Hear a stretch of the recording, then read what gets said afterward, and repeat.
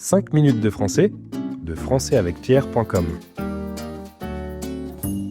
Bonjour à toutes et à tous et bienvenue dans 5 minutes de français. Aujourd'hui, je suis avec Sébastien. Salut Seb, comment ça va? Salut Judith, salut tout le monde. Très bien, merci et toi? Je vais bien, je te remercie. Et aujourd'hui, on va parler d'un lieu mythique, fascinant et plein de secrets. Le château de Versailles. Ah oui, le célèbre château de Louis XIV, le Roi Soleil, un des monuments les plus visités de France. En effet, mais ce que peu de gens savent, c'est que Versailles cache aussi de nombreux mystères. Des mystères? Comme quoi? Des fantômes? Peut-être, tu vas voir. Mais avant ça, j'ai une petite question pour toi, Sébastien, et pour vous qui nous écoutez. Combien de pièces compte le château de Versailles? A. Environ 300, B. Environ 700, C. Environ 2000.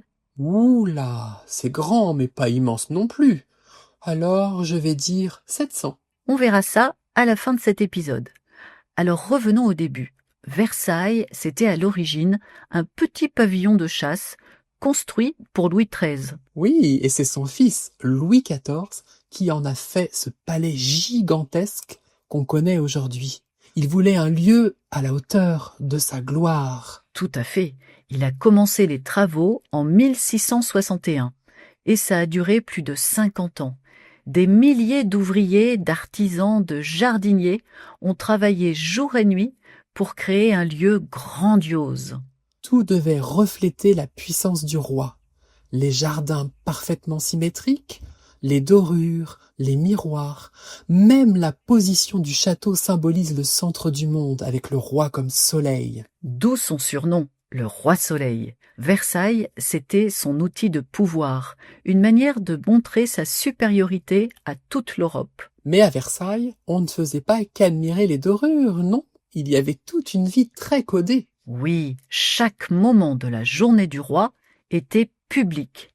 Son lever, son repas, son coucher, tout se faisait sous les yeux de la cour. C'est fou, il vivait littéralement entouré de gens tout le temps. Oui, c'était un moyen de contrôler la noblesse. Les grands seigneurs devaient vivre à Versailles, suivre le protocole et dépendre entièrement du roi. Donc, en résumé, il régnait sur la France et sur l'emploi du temps de tout le monde. Exactement.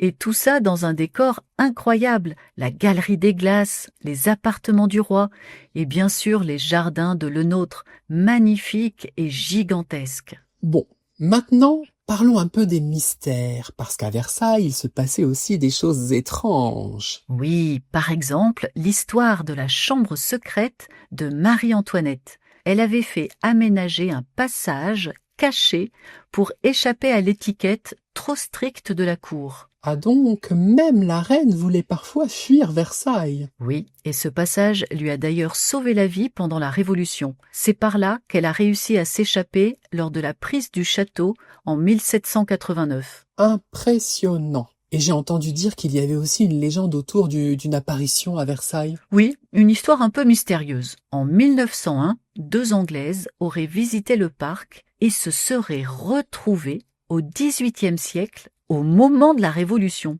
Elles affirmaient avoir vu Marie-Antoinette vivante dans les jardins. Ah oui, c'est ce qu'on appelle l'affaire de Versailles. Beaucoup pensent que c'était une hallucination, mais ça reste une histoire célèbre. Ce qui est fou, c'est que malgré son âge, Versailles reste un lieu vivant. Il y a encore des concerts, des expositions, des spectacles dans les jardins. Oui, et tout est encore organisé selon les traditions d'époque. Les grandes eaux musicales, par exemple, où les fontaines s'animent au son de la musique baroque. Et puis chaque année, plus de 7 millions de visiteurs viennent admirer le château. C'est le musée le plus visité de France après le Louvre. Et tout ça dans un lieu qui, à la base, était perdu au milieu des marécages. Ouais, c'est incroyable quand on y pense. Et aujourd'hui, Versailles, c'est aussi un symbole de la monarchie, de l'art français et du luxe à la française. Ce qui est drôle, c'est que Versailles a inspiré d'autres rois et dirigeants dans le monde entier. En effet, il y a des copies un peu partout.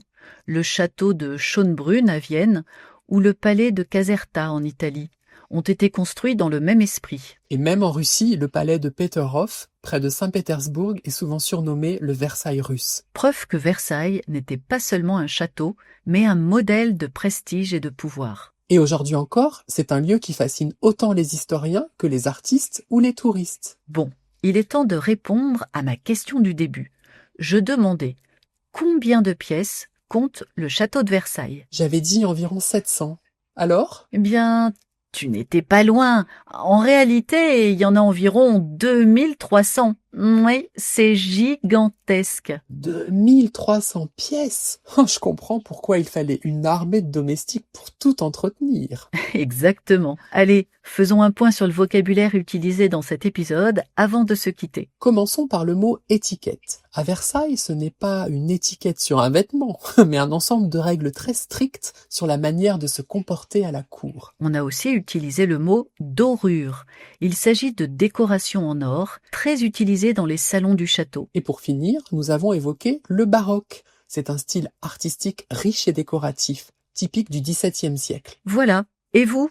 Avez-vous déjà visité Versailles? Qu'est-ce qui vous a le plus impressionné? Dites-le nous dans les commentaires. Et comme toujours, vous pouvez télécharger la fiche PDF avec la transcription et le vocabulaire. Elle est dans la description ou sur notre site françaisavecpierre.com. Merci à tous d'avoir écouté cet épisode. Et à très bientôt. Salut tout le monde! 5 minutes de français, de françaisavecpierre.com.